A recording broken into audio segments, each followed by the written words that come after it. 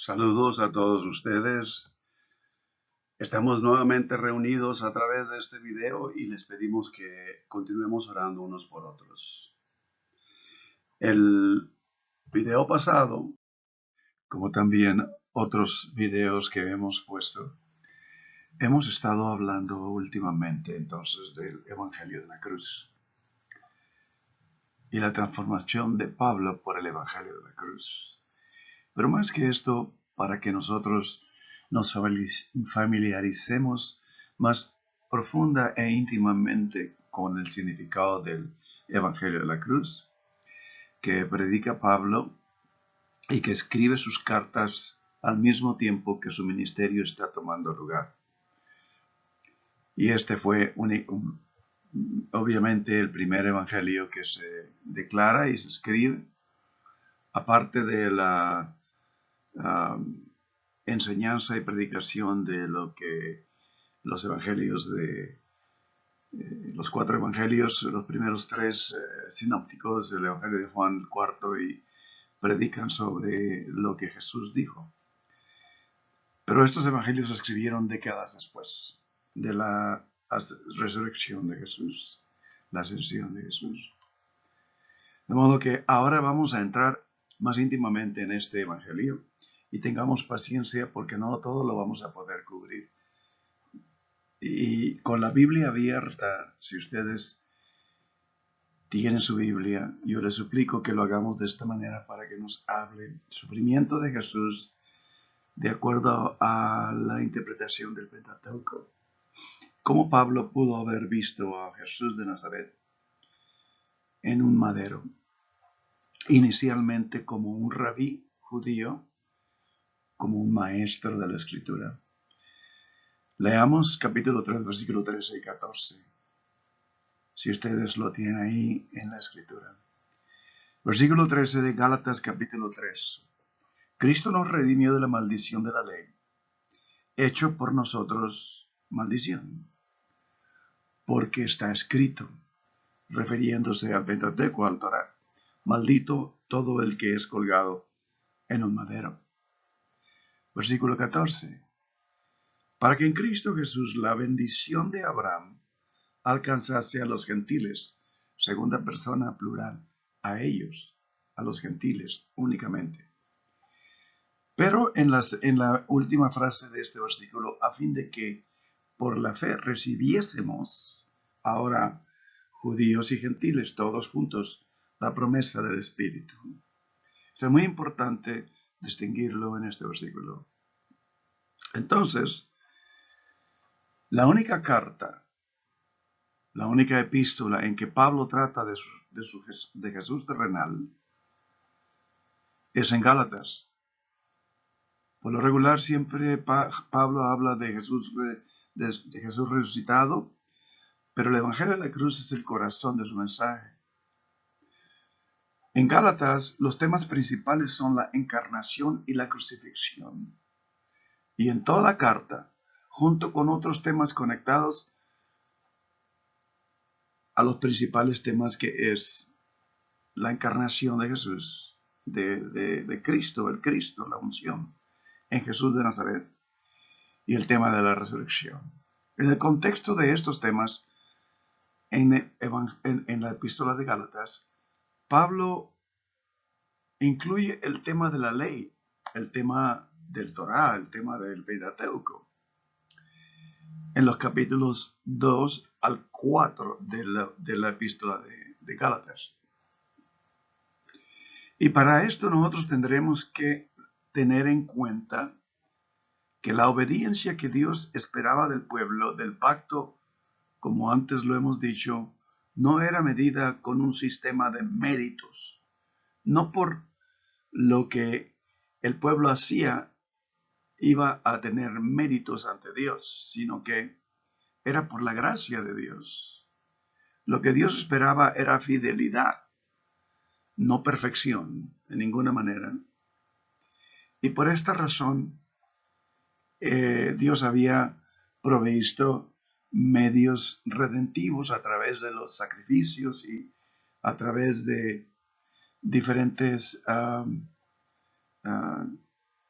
los ritos que se llevaban a cabo, en fin. Y por lo tanto, en esta relación entre Dios y el pueblo, basada en el pacto del Torah o el Pentateuco, si lo podemos nosotros decir, la gracia de Dios era manifestada en el perdón divino a través de medios, como ya lo hemos dicho, redentivos, los rituales y los sacrificios, para que aquellos que se arrepentían de sus transgresiones permanecieran en este pacto, incluyendo pues naturalmente a todo el pueblo. Lo hemos dicho antes y las citas están en Salmo 51, versículo 17 e Isaías 57, versículo 15. Pablo se crió en una disciplina muy rigurosa de las escrituras del Antiguo Testamento, de lo que nosotros reconocemos del Antiguo Testamento, lo que es el Torah, lo que es el Pentateuco, de los profetas, los libros de los profetas y otros escritos. Y esto es reconocido cuando él viene a ser hecho un discípulo, prácticamente un apóstol de Jesucristo. Lo es reconocido por todos los discípulos. Y por esta razón, Pablo viene a ser una gran autoridad en todos los escritos del Nuevo Testamento. Fue sus cartas, fue su instrucción a diferentes iglesias a través de su ministerio en el que viene a ser impactado y formado e instruido la fe cristiana a través de toda su historia. Al describir su llamado,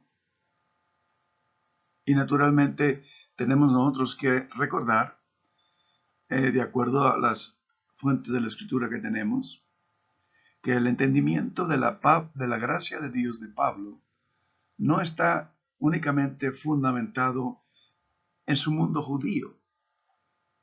Ciertamente él era una persona muy educada, muy instruida, pero también su entendimiento que leemos en las cartas de Pablo emana de su encuentro con Jesús resucitado, sus estragos con las iglesias a las que él escribía y de sus subsecuentes reflexiones teológicas que le profundizan en la revelación de Dios en Cristo. Veamos entonces que cuando nos escribe aquí mismo en el libro de Gálatas, él habla de haber sido llamado en un lenguaje crítico de la tradición profética, siendo apartado desde el vientre para ser enviado como apóstol a las naciones. De modo que al describir su llamado, él lo hace a través de ese estilo literario y de esa tradición de los profetas. Tenemos como ejemplo a Jeremías, que así lo dice: desde que nacieses te santifiqué, antes de que nacieses te santifiqué, cuando estabas en el vientre de tu madre. Y lo mismo hace Isaías: Jehová me llamó desde el vientre. Lo que Pablo entendió por su experiencia entonces fue un encuentro con Jesús y consecuentemente una solidaridad con los seguidores de Jesús. Se identifica entonces con esta comunidad, no deja el judaísmo, no sale del judaísmo, sino que dentro del judaísmo recibe Pablo esta revelación con su encuentro con Jesús.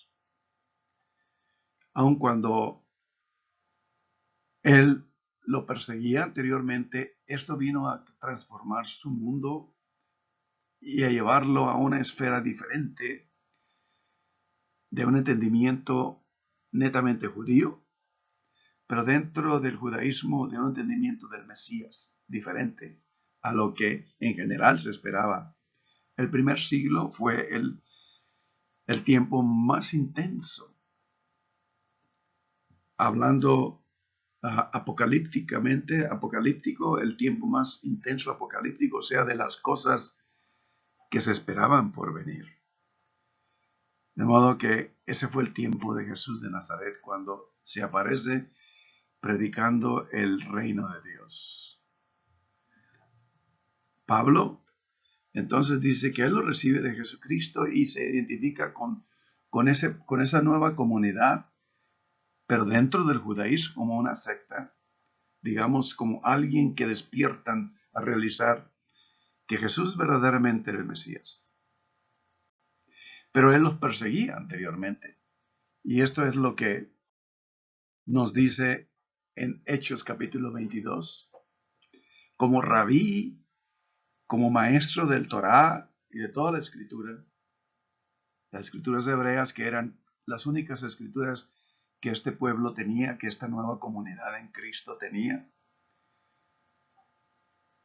Y en su entendimiento tradicional judío, en cierta manera Dios voltea ese mundo de cabeza también, como lo escribe, y lo hemos dicho en el video pasado, en el capítulo primero de Primera de Corintios, donde dice, y Dios transformó y confundió el sabio de este mundo, incluyendo al pueblo judío como incluyendo a las naciones y a todas las filosofías y religiones que había en aquel entonces. Entonces, en Gálatas capítulo 3, versículo 13, es que Pablo nos escribe y nos dice en cuanto a Cristo, en cuanto a Jesús de Nazaret, el Cristo nos dice que nos redimió de la maldición de la ley, hecho por nosotros maldición. O sea, ¿quién fue el que llevó a cruz a un madero? A Jesús a un madero, a la cruz, fue el ser humano. El Sanedrín, por un lado, que representa la religión, y el Imperio Romano, que representa el gobierno. Estos dos siempre han operado juntos a través de los siglos y en el tiempo de Pablo, naturalmente, toda autoridad de gobierno, autoridad social, estructura de gobierno, se consideraba inspirada por Dios. No solamente dentro de un gobierno teocrático como lo era el pueblo judío. Teos, gracia, o sea, regido por Dios primordialmente, sino que todo gobierno aparte se inspiraba que el rey o el emperador era puesto en esa posición por el mismo Dios. Y en tiempo del primer siglo, los emperadores se consideraban que ellos emanaban de la divinidad.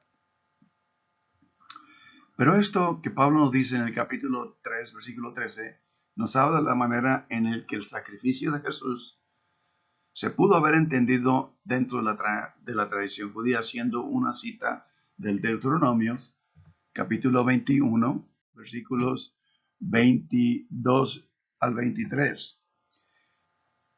En esta cita nos habla y nos dice claramente, y este es el Torá, el quinto libro de la escritura, la composición del libro del Pentateuco, en la tradición judía, el Torá.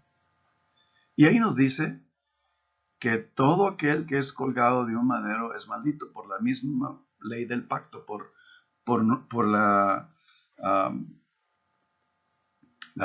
misma escritura que Dios le da al pueblo para que se rija, pero que no se dejará pasar la noche al siguiente día ahí, porque entonces traería peores consecuencias, sino que contaminaría la tierra que Jehová su Dios les había dado por heredad. Y esto traería consecuencias no solamente espirituales, sino también físicas. Ahora estamos hablando de la cruda verdad dentro de la escritura, de la realidad del Evangelio de la Cruz. Pero a más de esto, si nosotros vemos el capítulo 3 de Gálatas en el versículo 10 y leemos ahí y ustedes me siguen, y dice, porque todos los que dependen de las obras de la ley están bajo maldición. Porque escrito está, maldito todo aquel que permaneciere en todas las cosas escritas, que no permaneciere. Maldito todo aquel que no permaneciere en todas las cosas escritas en el libro de la ley, para hacerlas. Pablo dice, y que por la ley ninguno se justifica, sino que es evidente, el justo vivirá por la fe, y cita a Habacuc, uno de los profetas, capítulo 2, versículo 4. Entonces, esto ha venido a traer bastantes, ¿cómo diríamos?, retos, dificultades en tratar de interpretar este, esta porción en la que Pablo habla en el versículo 10 de capítulo 3 de Gálatas. Pero tenemos que indicarle a ustedes, como todos nosotros, recordar en esto que la expresión es, cuando dice todo que depende de las obras de la ley, erganomos del griego, que quiere decir en una manera universal cualquier ley. Y en esto,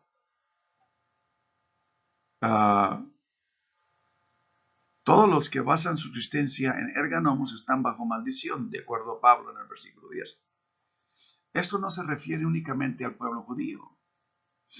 De la misma manera en que capítulo 3, versículo 8, si ustedes lo ven conmigo, y la escritura, previendo que Dios había de justificar por la fe a los gentiles, está hablando de las naciones, dio antemano la buena nueva a Abraham diciendo, en ti serán benditas todas las naciones.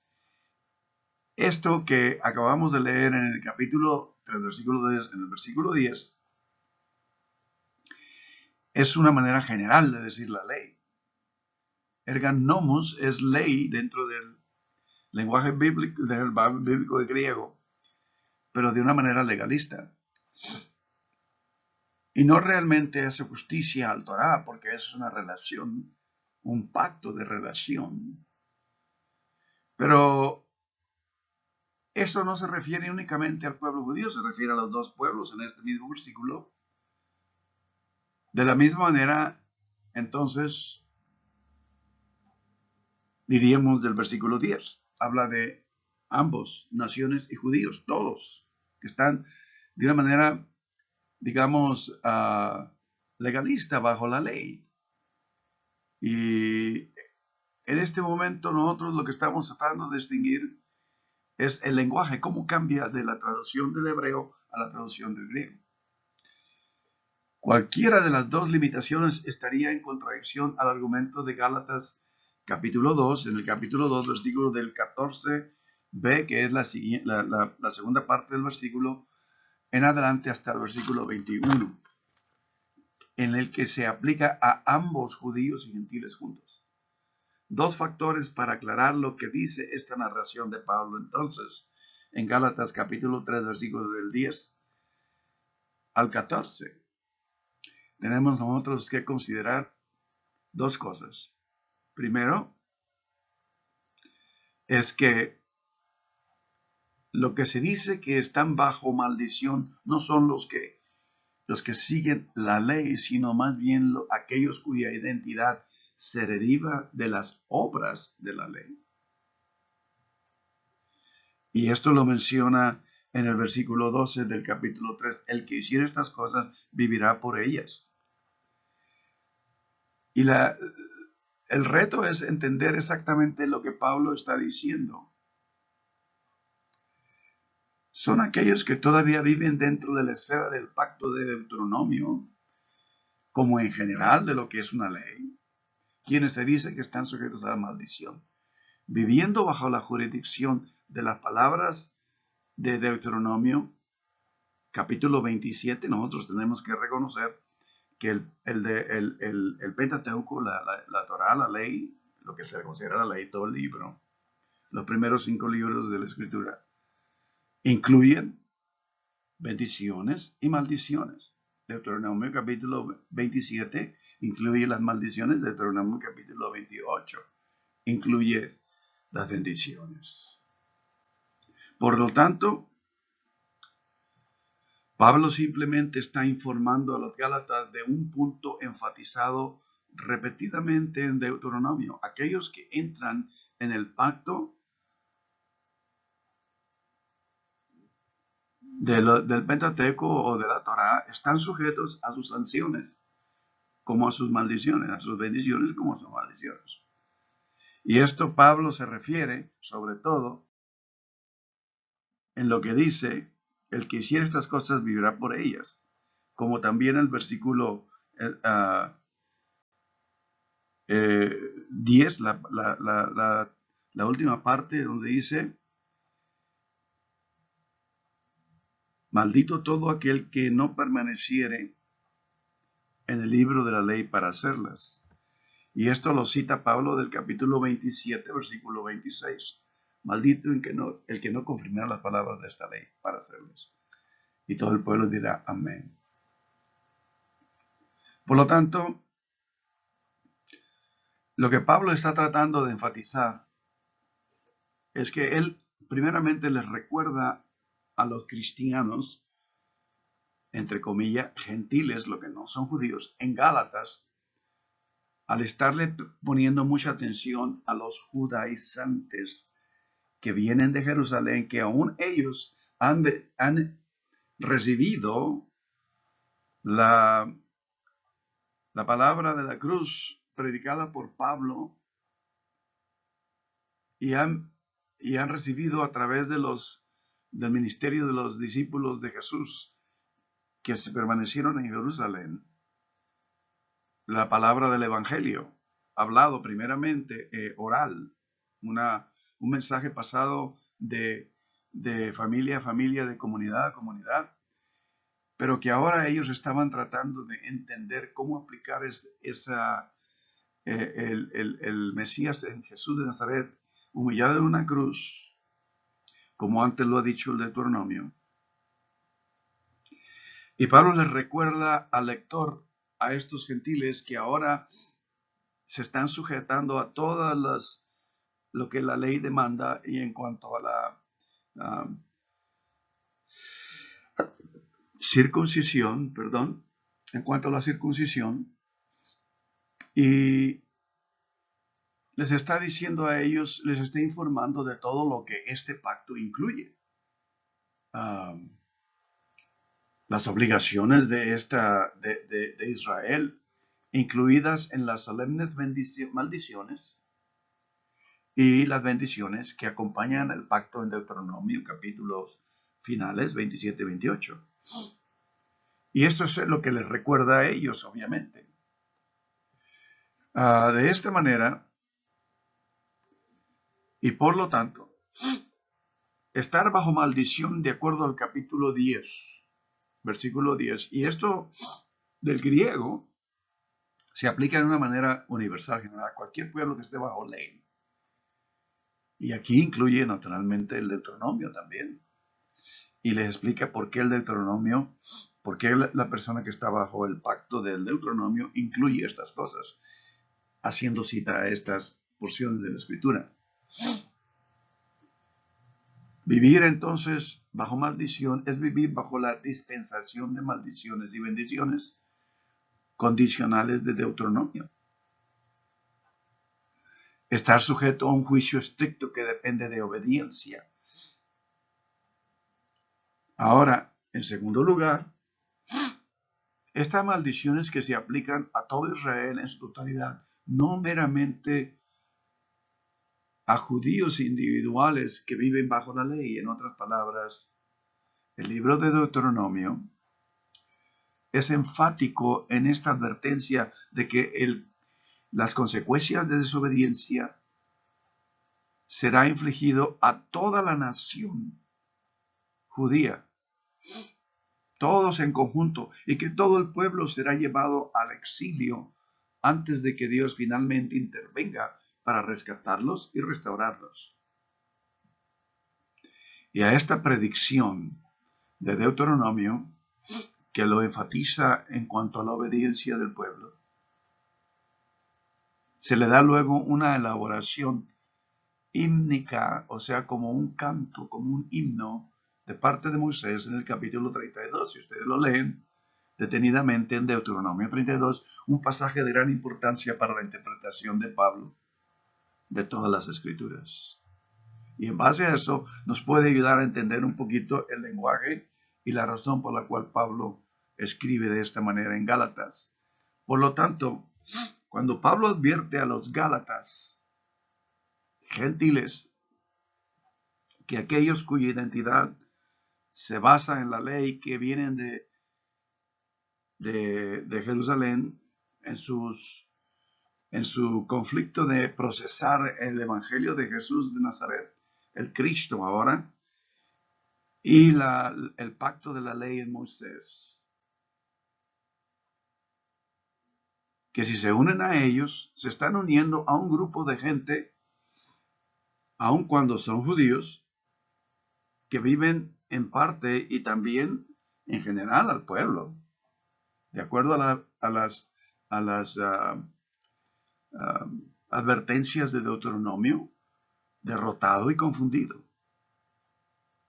No porque la obediencia sea imposible dentro del pacto de el Torá, del Pentateuco, sino porque Israel históricamente ha fallado y de hecho ha incurrido en el juicio del cual Deuteronomio advierte solemnemente. Es decir, Israel, el pueblo judío, fue enviado al exilio y a pesar del regreso del exilio nunca recuperó las bendiciones prometidas que están escritas en Deuteronomio capítulo 28, versículo del 1 al 14.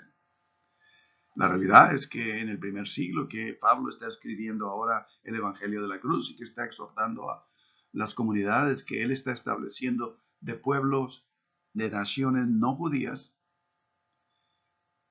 ellos tenían toda la completa conciencia de que el pueblo judío vivía bajo el yugo romano. Y en el mismo templo, a Jesús se le retó dándole una moneda, ¿se acuerdan? Y Jesús les dijo: al César lo que es del César, a Dios lo que es de Dios.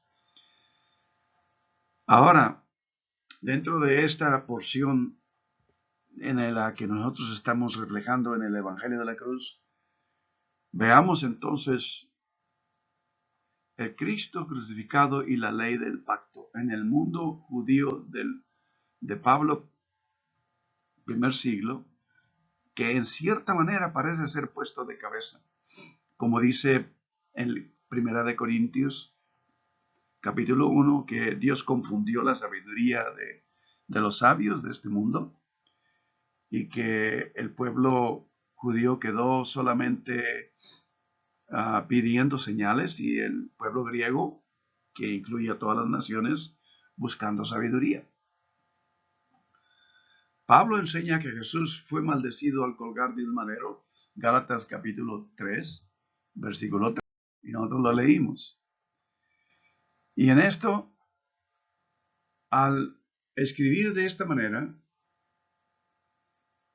esto no se relaciona absolutamente a la inocencia o la culpa de Jesús.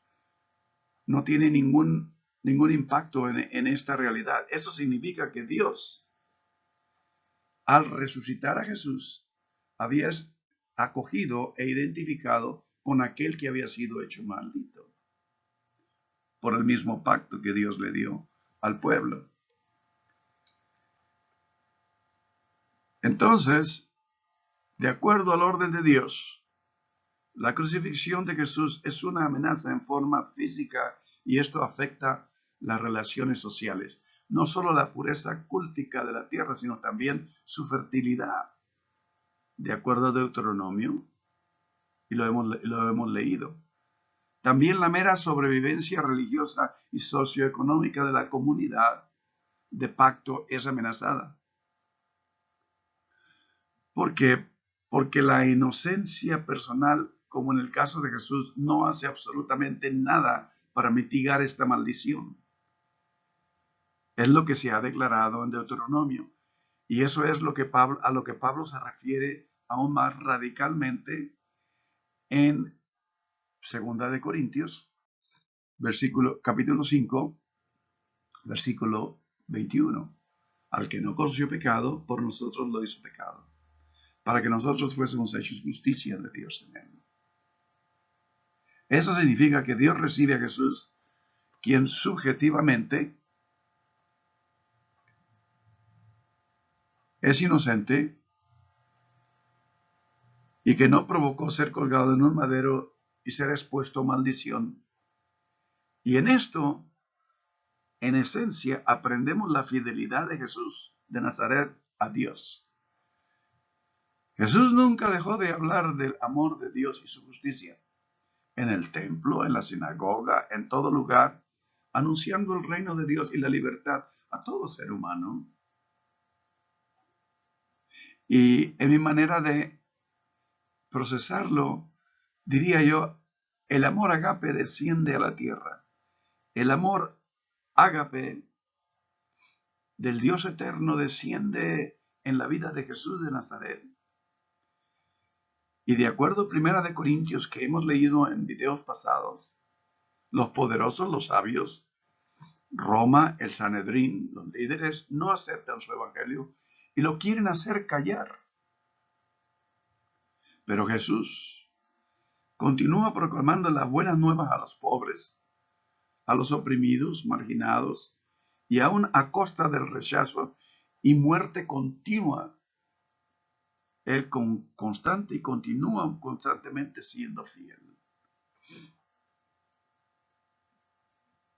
Y no solo viene a ser un individuo pecaminoso como consecuencia de su fidelidad al ser expuesto así, ser colgado en un madero, sino aún más, se identifica con el pecado mismo. De acuerdo al Torá, de acuerdo al Deuteronomio, y aquí en un contexto global, lo cual define a toda la humanidad. Para Pablo, como judío, y aún los seguidores de Jesús en el primer siglo, esto significa que la esencia de esto de parte de Dios es como que si hubiera habido un cambio en Dios al haber abrazado a una persona que siendo colgada en un madero ha sido declarado maldito e impuro y lo recibe en la esfera de la divinidad, en el sentido de haber sido expuesto en el sacrificio de la cruz. Y la pregunta para Pablo, como para muchos judíos, ¿es Dios que ha sido transformado? Cuando el santo Dios es identificado con aquel que fue maldito, la tradición del judaísmo bíblico, de acuerdo al razonamiento del primer siglo, ante esta cruda y desafiante realidad, demanda de Pablo cuestionar a ambos, a Dios y a su orden. ¿Será que es cuando el mundo de Pablo y la tradición judía fue puesta también de cabeza? Hay mucho que decir de esto. Si alguien entendía el trauma experimentado por el pueblo judío al ser sorprendido por el mismo Dios del pacto, era Pablo. Como maestro, como rabí, como celoso de su tradición, como un judío dentro de un pueblo que tenía la instrucción de Dios. Pero él lo aprendió cuando tuvo el encuentro con Jesús. De acuerdo al capítulo 9 de Hechos, versículo 5, donde narra ese encuentro que Pablo tuvo con Jesús, el cual le dice, es difícil para ti cambiar los designios divinos. Dura cosa te es dar contra el aguijón. Para Pablo, parecía como que Dios se había autocorrompido y su orden divino lo había ensuciado en cierta manera al haber abrazado a un Jesús de Nazaret que había sido maldecido por el Torá. Y todo esto crea duda en la autoridad de Dios y su poder y en la soberanía de Dios. En otras palabras, Pablo como judío, como rabí, como maestro, como celoso de su de su identidad como parte de miembro de un pueblo que Dios había hecho pacto desde la antigüedad. Tenía un terrible trauma, no solamente mental, emocional, sino espiritual. Y a raíz de eso lo describe el libro de los Hechos. Salió con furia persiguiendo a los que estaban insultando toda la estructura del mundo de Pablo como judío. Pero en realidad fue Dios quien demanda esta revisión crítica de cambio. Y esto nos permite entender a nosotros mucho de los evangelios del Nuevo Testamento. Es Dios el que empieza a tratar con el pueblo judío, en el que el hecho de que Dios había hecho un pacto, y si ellos habían entendido totalmente el pacto, en el cual Dios había provisto medios redentivos para mantener a este pueblo dentro de ese pacto, en el que Dios no estaba buscando los actos de ese pueblo, sino más bien era un pacto en el que no había mérito, era un pacto de gracia de parte de Dios al pueblo para mantenerlo en esta relación, que es lo que Dios buscaba con este pueblo. Pero que ahora, al parecer, parecía que Dios volteaba de cabeza todo este orden al que el pueblo judío se había acostumbrado,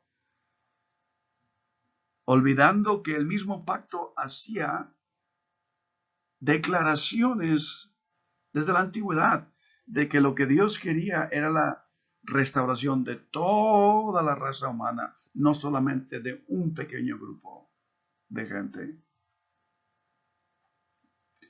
Y por esta razón nosotros tenemos entonces un mejor entendimiento de las parábolas de Jesús, de lo que Jesús enseñó, porque en el tiempo de Pablo, las interpretaciones del Shema, de los derivados de los comentarios de los rabís acerca del Pentateuco o el Torá, se había extendido y se había llevado al extremo. Ustedes recordarán que a Jesús se le criticaba porque venía con las manos sin haberse lavado, venía con publicanos y pecadores, se juntaba con ellos y contaminaba el lugar de la reunión en ese sentido.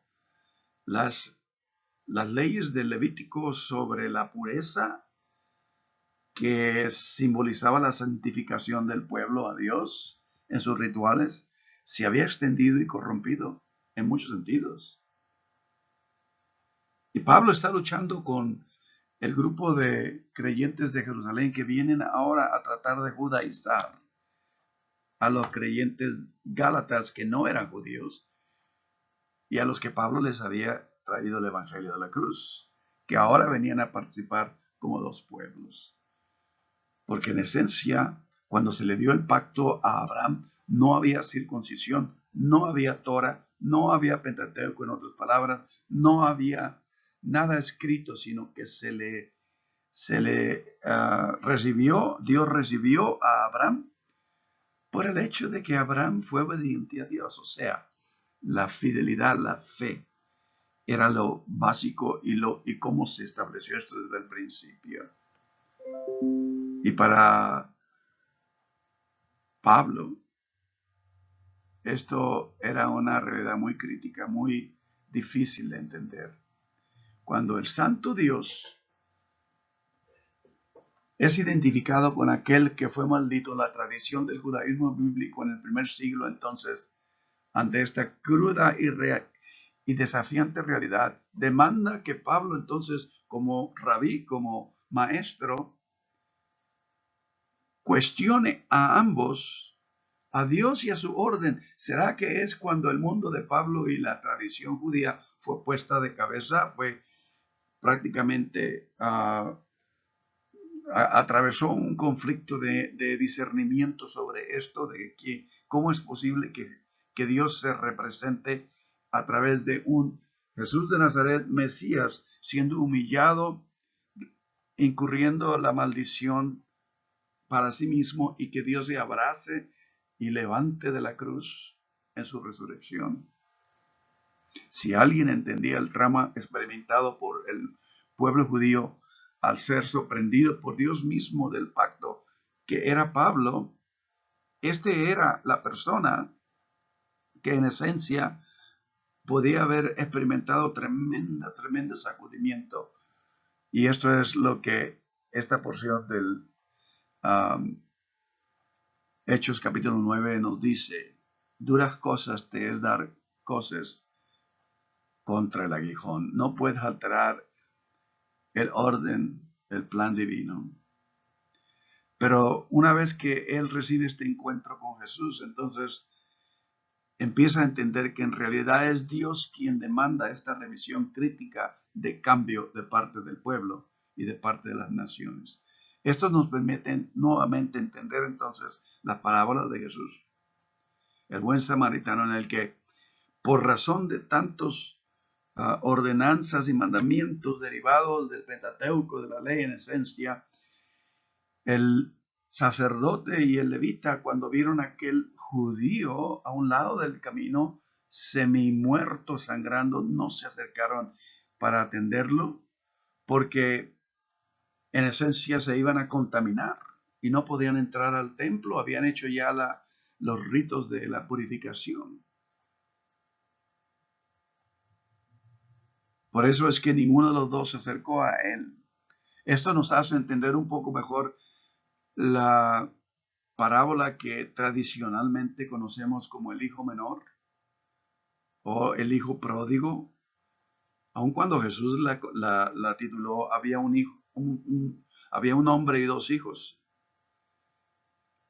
Entonces nosotros llegamos a entender que cuando el hijo que se había ausentado a la casa regresa, el padre lo va y lo abraza y no le interesó si venía todo lodoso, oliendo a cerdo, aun cuando el judío detesta este animal como impuro, ni tampoco el padre le dijo: tienes que ahora hacer ritual de purificación para entrar a la casa, no te acerques aún. No, el padre lo abrazó y le dijo: traigan la mejor toga la del padre. Le puso un anillo, el anillo del padre, se lo quitó y se lo pone en la mano, donde está la autoridad por el sello de la familia que traen. Ahora entendemos un poquito mejor las parábolas de Jesús en cierta manera. Ahora vemos nosotros que Jesús siempre fue criticado por los líderes del templo. Jesús atravesó conflictos cuando él entró al templo y le presentaron las monedas y él les dijo al César lo que es del César, a Dios lo que es de Dios. Esto fue un tremendo sacudimiento en el primer siglo, en el tiempo más intenso apocalíptico, en el que de repente Dios se revela a través de Jesús de Nazaret, un maestro que vino con autoridad, pero era muy humilde y sencillo. Venid a mí los que estéis cargados, aprended de mí, que yo soy manso y humilde. Mi yugo es fácil, mi carga es ligera. Jesús vino a mostrarnos el corazón de Dios en sí, en realidad, porque Dios le decía al pueblo: no quiero sacrificios, sino un corazón contrito y humillado, un corazón que tiene integridad de buscar de Dios. Entonces quiere decir que Pablo aprende que en realidad fue Dios quien demanda esta revisión de cambio. Y regresando al capítulo 3 de Gálatas, el tema principal que está tratando junto con todo esto de el Deuteronomio y la relación a Jesús, la relación a cómo todo esto se conecta y es como un rompecabezas que viene a formarse y que les da al seguidor de Jesús un cuadro completo de lo que verdaderamente Dios es. El Evangelio de la Cruz de Pablo se muestra en este tema principal de Gálatas, que se trata de la unidad universal. el resultado del evento del Evangelio de la Cruz. En el capítulo 3, versículo 28, ustedes tienen la Biblia abierta, dice, y no hay judío ni griego, no hay esclavo ni libre, no hay varón ni mujer, porque todos vosotros sois uno en Cristo Jesús. Imagínense en esto. Ahí deshace por completo toda la estructura social del primer siglo, en donde esa estructura, para sostenerse, tenía que imponer la diferencia entre un esclavo y un libre en la economía de esa estructura, en la diferencia de un varón y una mujer, porque la ciudad era patriarca en el que el varón estaba en el centro y la mujer tenía un valor mucho menos que el varón.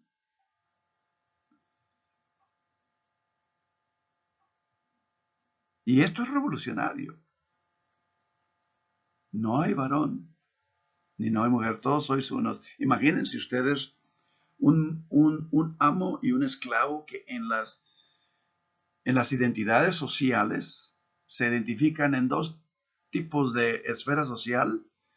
El uno tenía la autoridad, la economía y la libertad. El otro era invisible en la sociedad, no tenía ni voz ni voto y era un esclavo. Pero cuando entraban a la adoración como cristianos, si los dos fuesen cristianos, esas identidades, lo que los distinguía en la sociedad en general, se dejaban afuera de la puerta y ahí venían a ser uno. Y quizá algunas veces el esclavo era el líder de esa reunión. Y el amo se sometía al liderismo del esclavo de acuerdo al orden que Dios había establecido o de acuerdo a los llamados que Dios había dado en esa comunidad. ¿Se imaginan ustedes qué tan revolucionario es esto en el primer siglo? En donde por siglos y siglos anteriores la ciudad se ha regido en este tipo de estructuras. De tal manera que entonces, en el Evangelio de la Cruz, nos viene a llamar todos, todos, universalmente a todo ser humano. Y en esa unidad universal que Pablo empieza a escribir en el capítulo 2, versículo 14, es la segunda parte, todo este versículo, hacia el versículo 21 de ese capítulo. Empieza a tratar con la realidad de que a través del Evangelio de la Cruz, Dios ordena la formación de una nueva comunidad en la que no hay divisiones entre judíos y gentiles. La armonía del universo le pertenece a Dios. Y este discurso de estos versículos apoya esta afirmación al declarar que las relaciones correctas con Dios, como lo estipula el versículo 21, depende fundamentalmente de la gracia de Dios. Vean ustedes el versículo 21. No desecho la gracia de Dios, pues si por la ley fuese la justicia, entonces por demás murió Cristo. Eso es muy duro. Pero es una verdad que Pablo declara con mucha autoridad.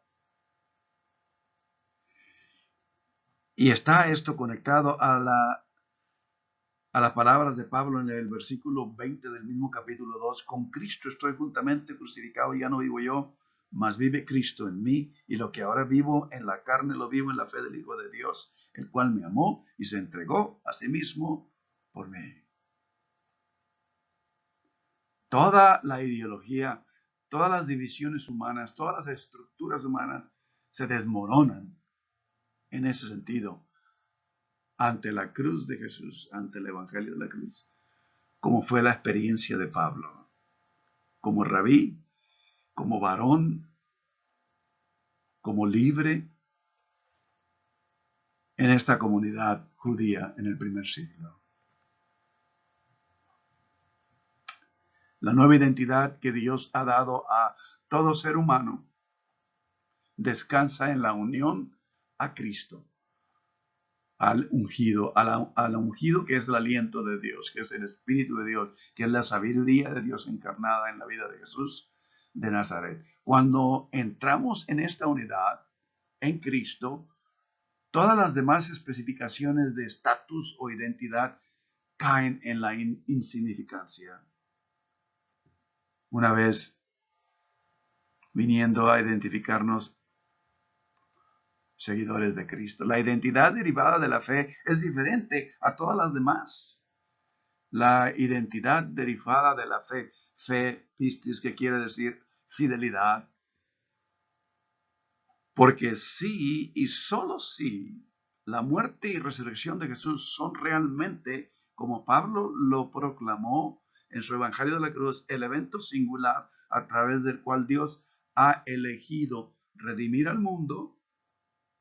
Consideremos entonces que todo esto viene a mover al pueblo del pacto a una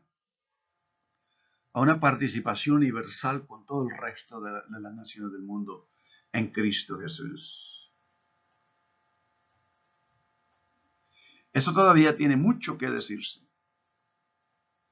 Pero si nosotros observamos, por ejemplo, en Marcos capítulo 15, versículo 4, en la hora novena en la que Jesús, pendiente del madero, clamó a gran voz, saliendo de él, de lo más profundo de su ser, un alarido, Eloi, Eloi, lama sabachthani, que quiere decir en arameo, Dios mío, ¿por qué me has desamparado? ¿En qué forma conecta esto con lo que Deuteronomio nos ha dicho en esta reflexión? En haber nosotros conectado con el Torá, con la ley hebrea, con la tradición de la palabra del pueblo escogido de Dios en el pacto de Moisés. ¿En qué manera? Dios mío, ¿por qué me has desamparado? Solo pendiente del madero. Dice que fue la hora oscura en la que los cielos se cerraron. Pero entonces, en los siguientes versículos tenemos en Marcos 15, mas Jesús dando una gran voz expiró. Y el velo del templo se rasgó en dos de arriba a abajo. Significado de esto es que el lugar santo y el lugar santísimo estaban divididos por el velo que los dividía de uno a otro lugar. El lugar santo representa la actividad del pueblo de Dios. La mesa de comunión con el pan sin levadura es lo que el pueblo participaba cada año, recordando el éxodo que Dios trajo al pueblo fuera de la esclavitud. El candelabro, en muchos sentidos, representa tanto en la tradición judía como en la tradición cristiana del Nuevo Testamento que este pueblo en el que Dios opera vendrá a ser luz y sal de la tierra, como Jesús lo dijo. Y como la antigua tradición del Torah lo viene explicándole al pueblo. Esta era un pacto que no se iba a quedar únicamente como un privilegio de un solo pueblo, iba a venir a expandirse a todas las naciones también. Y cuando se parte el velo, el lugar santísimo donde la presencia de Dios se encuentra, se une junto y viene a ser una sola habitación. Y esto es revolucionario en tiempos de Pablo. Ya no tendremos que venir al templo, aunque se reúnen a la reunión de todos, del pueblo de Dios, porque la presencia de Dios ahora se mueve del lugar santísimo a los corazones de cada seguidor creyente de Dios en Cristo. Ahora, una cosa última para terminar esta reflexión. En el Evangelio de Juan, capítulo 20, versículos 20 y 21, hay algo muy interesante que yo quisiera incluir en esta meditación. Capítulo 20, versículos 20 y 21. Dice que cuando Jesús aparece resucitado, el saludo inicial del Cristo resucitado a sus discípulos reunidos es su paz. Paz a vosotros. Que significa su amor, su perdón, su restauración, su bendición. Así que Las primeras palabras de Jesús resucitado a sus discípulos reunidos significativamente, diríamos yo, muy significativamente, no es un mandato, sino es un don, el don de la paz de Dios. Y esto realmente tiene mucho significado, tremendamente, porque dice la Escritura que ellos, al mostrarle las manos y el costado, los discípulos se regocijaron viendo al Señor. Quizás estuvieron de lejos viendo la crucifixión. Quizás estuvieron de lejos siendo testigos del martirio, del profundo sufrimiento de Jesús en un madero.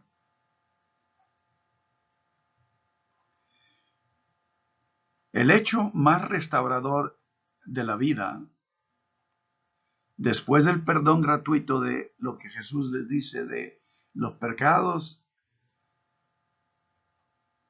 y de una restauración completa, suma, en la que uno viene a participar de la paz de Dios, es en qué descansa eso, la verdad del Evangelio de la cruz. Y en lo que descansa ese perdón y recibir la paz de Dios. Y ahí, al mostrarles, les muestra sus manos y su costado. Con este acto, Jesús les está diciendo a los discípulos, pasados, presentes y las generaciones que vienen detrás de ellos, he aquí la razón de la paz que les ofrezco. Una razón de paz que es más profunda que un deseo o animantes palabras o un discurso de mucho entusiasmo, sino que una verdad, una realidad. Estas son las pruebas y así es resucitado el Jesús de Nazaret. Con sus manos perforadas, con su costado abierto. Ahora, las palabras del versículo 20b en la que nos dice este evangelio que los discípulos estaban absolutamente extasiados. Esa es la palabra, extasiados, mirando directamente al Señor cuando Él les ofrece, les abre sus manos y les entrega a ellos su costado abierto y sus manos perforadas. Y esta palabra tiene su raíz en éxtasis. Los discípulos estaban absolutamente transformados en un éxtasis. Y la palabra griega es ekaresan. Literalmente estaban llenos de gozo. Había un gozo que los transformaba, los transportaba a otra esfera en ese momento. Los lectores del Evangelio de Juan, al leer esta porción, inmediatamente pudieron haber recordado la promesa de Jesús hacia el final de las palabras de despedida a sus discípulos en el capítulo 16, versículo 22. Ahora tenéis dolor, pero les veré de nuevo, y sus corazones se regocijarán. Caresetai, de lo que hemos dicho, ekaresan, caresetai. Y nadie les quitará este gozo, caran, este gozo. Esto es muy significativo porque a partir de este evento, de la revelación de Jesús en el aposento con sus discípulos, mostrándoles sus manos y su costado, a partir de este evento transformador de la vida de los discípulos, todo lo demás escrito en el Nuevo Testamento adquiere una dimensión completamente nueva. No solo nos encontramos con una hermosa historia inspiradora antigua, porque desde entonces todas las criaturas, todos los seres humanos en esta tierra están ante los brazos abiertos, extensos, los brazos abiertos, llenos de cicatrices y heridas, símbolo del acto de fidelidad de Jesús que no tiene límites, acto también fiel de Dios. de un amor sin límites en Cristo Jesús. Les pido que entonces vengamos en oración a esta hora. Yo sé que esto fue un poco extenso, pero yo les quiero pedir a ustedes que continuemos reflexionando. ¿No? Hemos solamente empezado a ver el significado de la cruz, de Jesús de Nazaret, la cruz, el evangelio de la cruz. Entonces yo les pido pues que oremos en esta hora. Continuaremos aún todavía.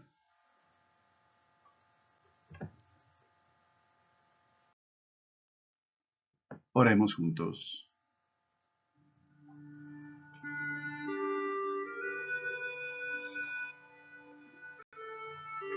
Guiados por el canto de reflexión sobre ¿estabas ahí? ¿Estabas ahí cuando crucificaron a mi Señor? Oremos. Eterno Dios, Dios que lo da todo, Dios de amor eterno, como lo dice Pablo en 1 Corintios 13, oh Dios. El amor es benigno. El amor, hablando del amor de Cristo, del amor de Dios revelado en tu palabra, el amor es sufrido. Tu amor es benigno. No es jactancioso, no se envanece. No es indecoroso, no busca lo suyo, no se irrita, no guarda rencor. No se goza de la injusticia, se goza de la verdad. Tu amor, oh Dios, todo lo sufre, todo lo cree, todo lo espera, todo lo soporta. Y a través de tu palabra hoy hemos empezado a entender quizá, o continuar entendiendo un poco más,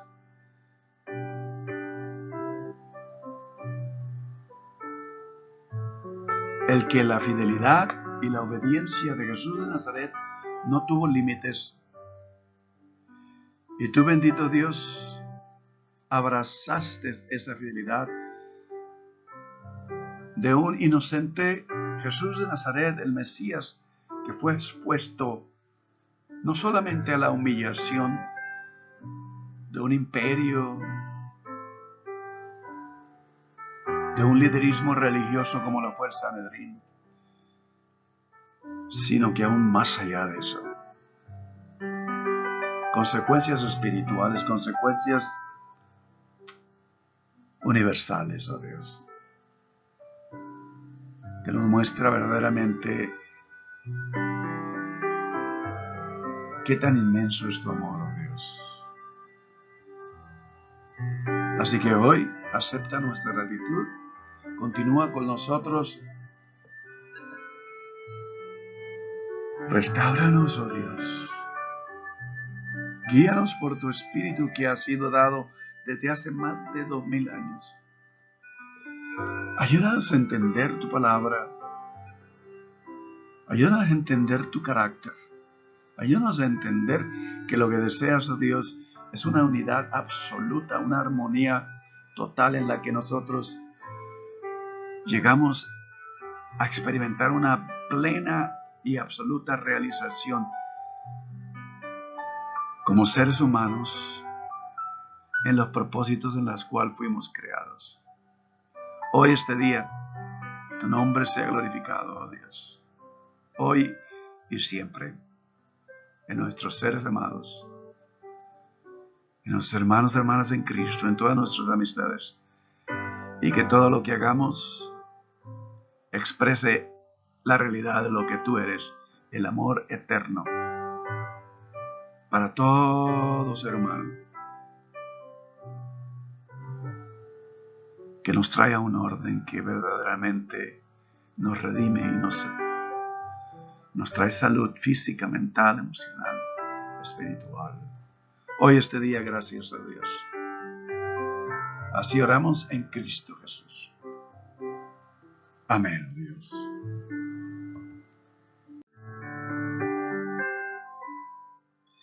Que Dios les bendiga a ustedes. Que su semana sea una semana de paz, realización, y que continuemos meditando en esta palabra que viene de la Escritura como el mensaje de Dios a cada ser humano.